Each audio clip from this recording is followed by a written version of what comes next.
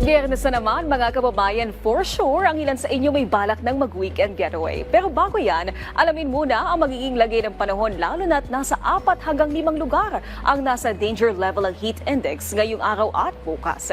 Ihatid sa atin yan ipag-asa weather specialist Dan Villamil. Magandang tanghali sa ating mga taga-subaybay dito sa PTV4 ngayong araw. Nakakaranas pa rin tayo ng mga pag-ulan na dala ng shear line dito sa eastern section ng Northern Luzon sa mga areas ng Cagayan, Apayao, Kalinga, Isabela at sa Aurora.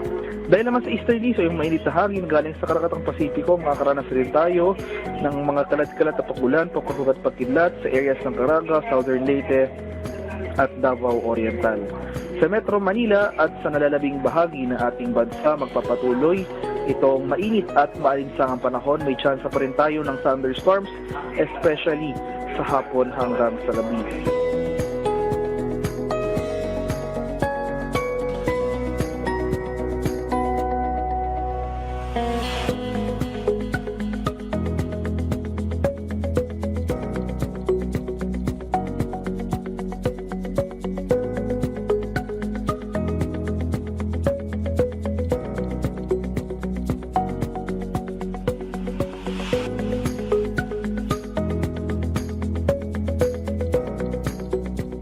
Sa kalagayan ng ating karagatan, may gale warning pa rin nakataas sa seaboards ng Northern Luzon, kaya sa ating mga kababayang mangingisda at may mga maliliit na sasakyang pandagat sa areas na ito, huwag po muna tayong pumalaot dahil makaranas pa rin tayo ng maalong karagatan na dala ng hanging amihan.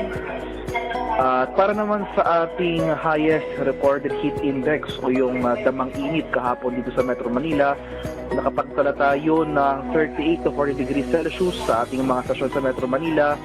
At posible ring magpatuloy yung temperatura o yung heat index na ito for the next 2 days, 38 until 41 degrees Celsius for Metro Manila.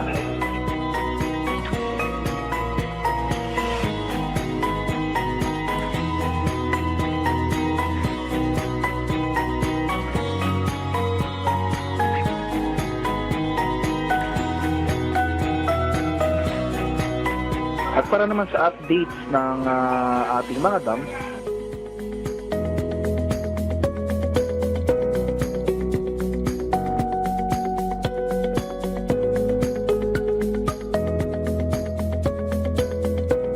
at yan naman po ang latest mula dito sa Pag-asa Weather Forecasting Center, Dan Villamil. Maraming salamat Pag-asa weather specialist Dan Villamil.